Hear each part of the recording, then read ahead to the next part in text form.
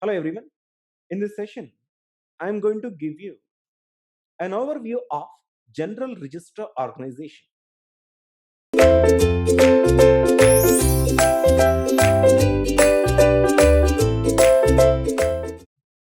For that, let us recall the components within the CPU. There are a few basic components that are available within any CPU. The first one is register set.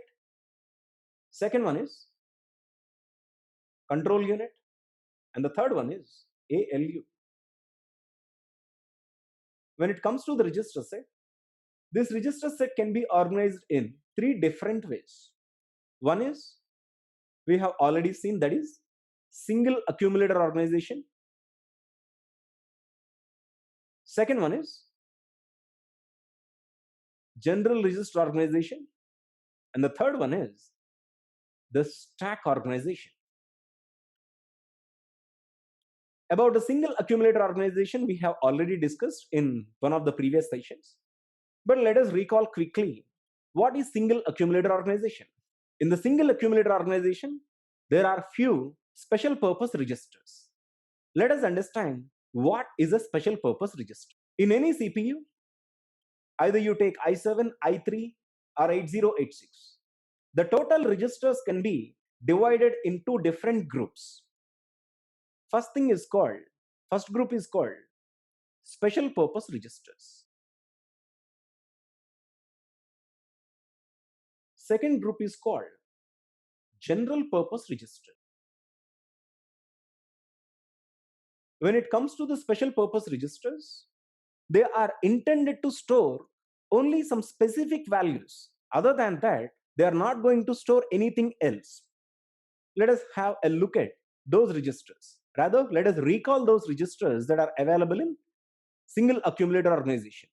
In single accumulator organization, all the registers are special purpose registers. Those are, the first one is the program counter, second one is address register, third one is instruction register, fourth one is the data register, the fifth one is accumulator, sixth one is temporary register, seventh one is input register, and the eighth one is output register. Look at all these registers. When you look at a register, you can understand the specific purpose that a register is going to serve for. That is, when it comes to the instruction register is only going to hold the current instruction. Other than that, the instruction register cannot hold any element at all. When it comes to the program counter, similarly, it is going to hold the address part of the next instruction. Other than that, the program counter is not going to hold any other data. Similarly, when it comes to the input register is going to hold the characters that are signed from the input devices. So each and every register in the special purpose registers group is going to store only one specific data. Other than that, they are not going to accept any other thing at all.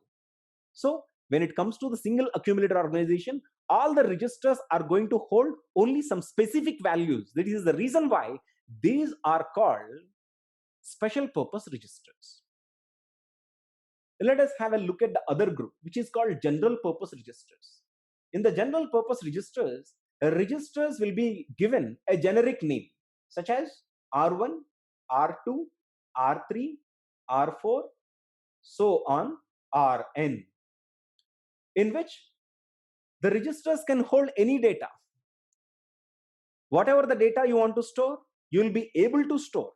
These registers are not meant to store any specific values of any data. That is, R1 can hold either an address or a variable or any data which is as desired by the programmer. But when it comes to the special purpose register, the thing is not the same as the general purpose registers. Special purpose registers are going to store only some specific values, whereas in the general purpose registers, any register can store anything. This is the difference between special purpose registers and general purpose registers. We have already discussed about single accumulator organization, in which these are the registers. There are a total of 8 registers. Each and every register has some specific duty to perform, has a specific value to hold. When it comes to the general register organization, now we will move ahead to general register organization. In general register organization, things are very simple. In addition to the registers that are available in the single accumulator organization, there are a few general purpose registers accommodated. That is, in the general register organization, not only the special purpose registers, we also have several general purpose registers in support to the special purpose registers. This is the difference between single accumulator organization and general register organization. Once again, major components of the CPU, the registers and flags, we have already discussed about these flags. In one of the previous session, I explained you guys about 8086 flags. Execution, you know that the processing will be done within the ALU, in which arithmetic operations or logical operations or shift operations one at a time is going to get performed. And for transferring the values from one location to another location, we do require a bus system. That also we discussed in the previous sessions. Control unit, there are two types of control units. One is hardwired control unit and one more is microprogrammed control unit. About that also we discussed in one of the previous sessions. Now let us have a look at how general register organization is going to look like within the computer system. As we discussed earlier, in the basic computer, there is only one general purpose register, the accumulator. That is, in the single accumulator organization, we have only one general purpose register, that is accumulator. We have already seen what is the purpose of accumulator. But in the modern CPUs such as i3, i7 or Intel Pentium 32, which is also called IA32, we see general register organization. That is, there are many general purpose registers in addition to special purpose registers. What is the advantage? Here, when we have several general purpose registers, computation will be speeded up, because in order to update a variable, we do require a processor's register. For an example, you are performing A++. A is a memory location. You know that every time you declare a variable, a memory location will be allotted. Let us say A is equal to 480th location. That is, the moment you declare A, some location within the main memory will be allotted. After that, the value of A will get transferred to this 480th location, let us say 50. Now, in the program execution, you want to update the value of A, such as A++. At that time, this A is required to be transferred to one of the registers. In the single accumulator organization, this A should be transferred to only accumulator. There is no other choice. By using a load instruction, you need to perform load 480, which means that memory of 480 will get transferred to accumulator. After which, we are going to use an instruction which is INC.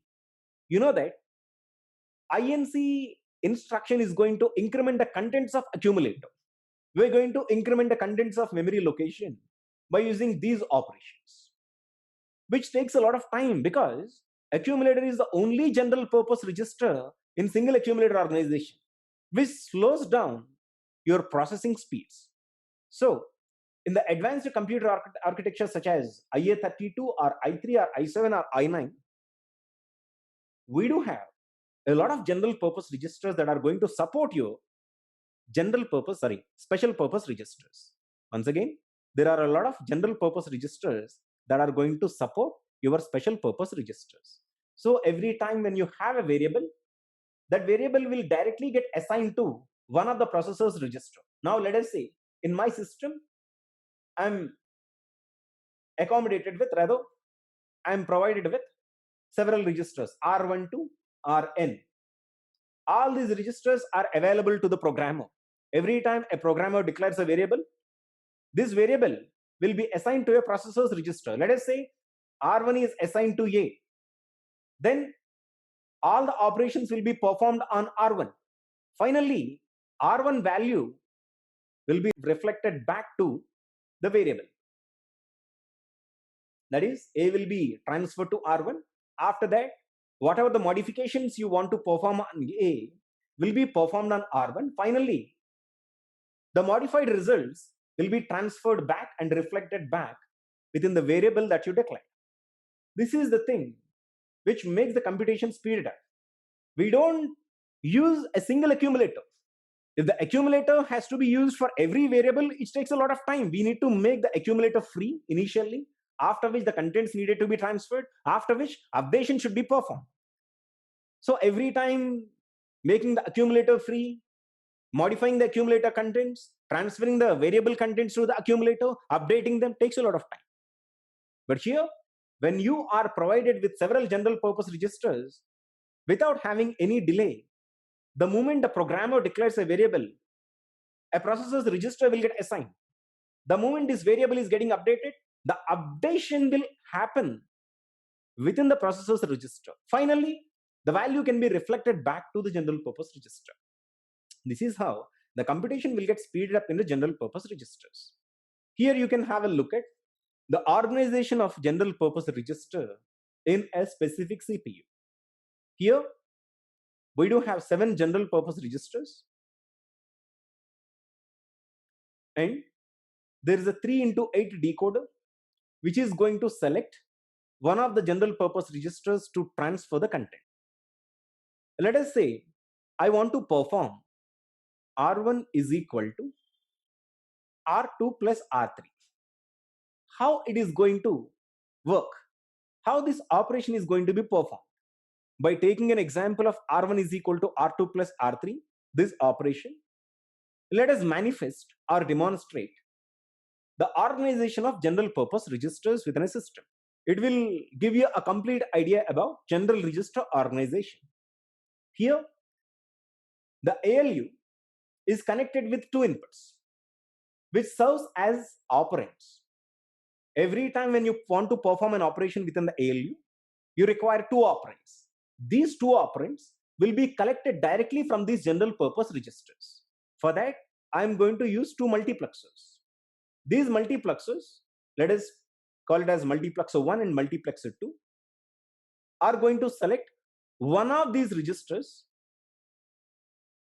as operand 1 and operand 2 and transfers them to the ALU, after which the ALU is going to perform a specific operation which is intended by these operational lines. These operational lines are going to specify one of the ALU operation. We have seen how these operational lines are going to depict one of the operations within the ALU while we were discussing about microprogrammed control unit. After which ALU is going to produce the output, and the produced output will be transferred back to one of the registers which are selected by the decoder. This is the way operations are going to be performed in a general purpose register organization, rather general register organization, whatever you call. Simply, MUX1 is going to select operand 1. Let it here. MUX2 is going to select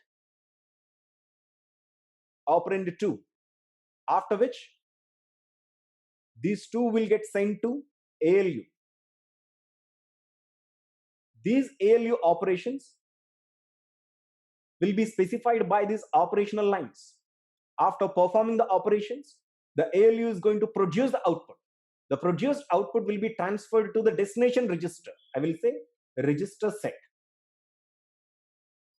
One of the registers from the register set will get selected by using this multiplexer, rather, by using this decoder, after which the contents of the ALU, the output lines of the ALU will get transferred to one of the destination register.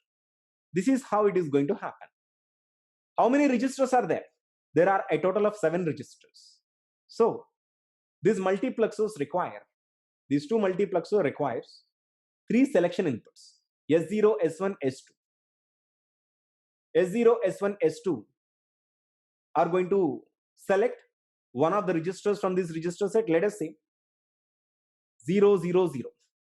If it is 0, 0, 0, R1 will get selected till 1, 1, 1. a total of 8 registers can be selected by using a 3 into 8 multiplexer. But as I do have only 7 registers, one combination I don't need to use. Let us say 000 is not used. Right from 001 to 111, every combination is going to select one of the registers. If the selection inputs are 001, then R1 will get selected. 001, R1 will get selected and will be passed through the multiplexer as output and will get transferred to A bus. The contents of the A bus will get transferred to the ALU eventually. Now let us say S1, S2, S0, which are called as selection lines for bus A are 001. If it is 001, what will get selected? R1 will get selected. The contents of R1 will get transferred to A bus and finally to the ALU. Now, selection lines for bus B. Let us say these are 010. If it is 010, then R2 will get selected. From R2 to B bus. From B bus to the ALU, the contents will get transferred. So the ALU holds two operands right now. One is R1, the value of R1. Another one is the value of R2. Now the ALU has to perform a specific operation. How? ALU cannot decide which operation to perform. There is a control unit. We already understood what is the job of the control unit. The control unit is going to identify the operation which is in instruction. Let us say the instruction concurrently that is executing is addition. Add R1 comma R2. This is the instruction. This is the reason why this multiplexer selected R1, this multiplexer selected R2 and send them to the ALU. Now the ALU has to perform addition. Okay, so there are a total of 5 operational lines. So one of the combinations of these operational lines will enable the addition operation. Let us say 0001. Let us say some combination. So the corresponding combination for addition for these operational lines will get enabled. After which the ALU is going to perform R1 plus R2. And finally the contents will get transferred to these output lines of the ALU. From these output lines to one of the destination registers, it will get transferred. Which destination? What is the destination register? Will be selected by this decoder, which is called cell D. What is cell D? Selection lines for D bus. So this cell D is going to specify some combination. Let us say this is 101. If it is 101, you know that this is 5. Okay, so this register has been selected, after which the contents will get transferred. The output lines of the ALU, as they hold the output, will get transferred to the R5. So this is how the operations are going to be performed within a general register organization, in which we do have many general purpose registers. Let us identify the components within general register organization. There are a total of 7 registers in this case. There are 2 multiplexers which are going to select the operands, and the ALU is going to receive 2 operands. One is from the A bus, one more is from B bus. There is something called an operational line, which is going to select the operation, the current operation as in the instruction. Finally, after performing the operation, ALU will send the instruction, rather, the result back to the destination register as specified by cell D.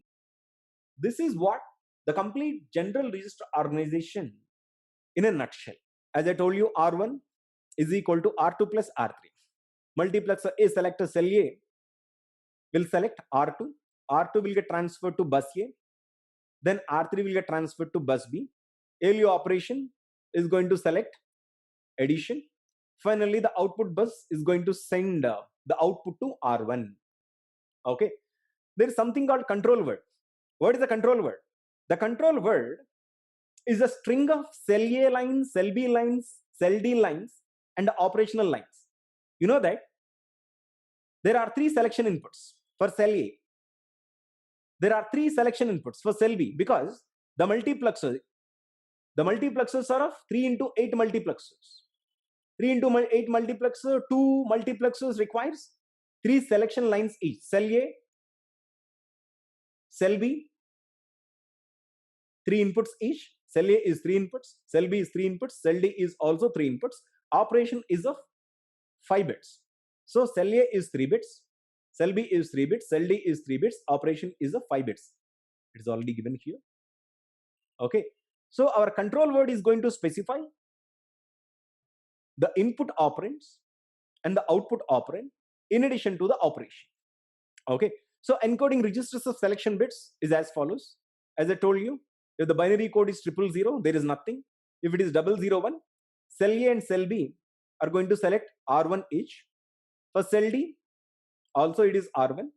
So right from 001 to 111, all these registers will get selected. Encoding the ALU operations is as follows. If the operation, you know that there are 5 bits in the operation code. If the operation select inputs are 5 zeros, then the contents of A will get transferred. Okay, simply A will get transferred to one of the registers. If it is 4 zeros 1, contents of A will get incremented. If it is 00010, addition will get performed. If it is 101, subtraction will get performed. If it is 000 or 110, decrement of A will get performed. If 1000 is there, then AND operation is going to get performed. 1010, OR operation will get performed. 1100, XOR operation will get performed. 1110, complement will get performed. 140s, contents of A will get right shifted. 11000, contents of A will get left shifted. Now let us have a look at what is this transfer A. Sometimes a value of A from the main memory will get transferred to one of the processor's register. Now I declared a variable A. You know that every time you declare a variable, this value will get transferred to the processor's register. For that, we use this operation. Then increment A. What is increment A? For incrementing, we do require only one operand. At that time, only cell A will work. The 3 bits of the cell A will only work. Cell B doesn't work because we don't require the second operand. Similarly, for decrementing also, we do require only one operand in which only one multiplexer will work. For that, only cell A will be operational. Cell B will not work at all. You can see the examples of ALU micro operations. This is subtraction. When R2 minus R3 has to get performed, cell A will select R2, cell B will select R3, cell D will be equal to R1. You know that the cell D is going to hold the destination operand. Here the destination operand is R1, which is going to be selected by cell D. Okay, this cell D are the input lines for what we call a decoder. The operation is subtraction. Similarly, as you can see, any operation that is going to be performed will be selected in this way. In the next session, we are going to discuss about stack. Thank you.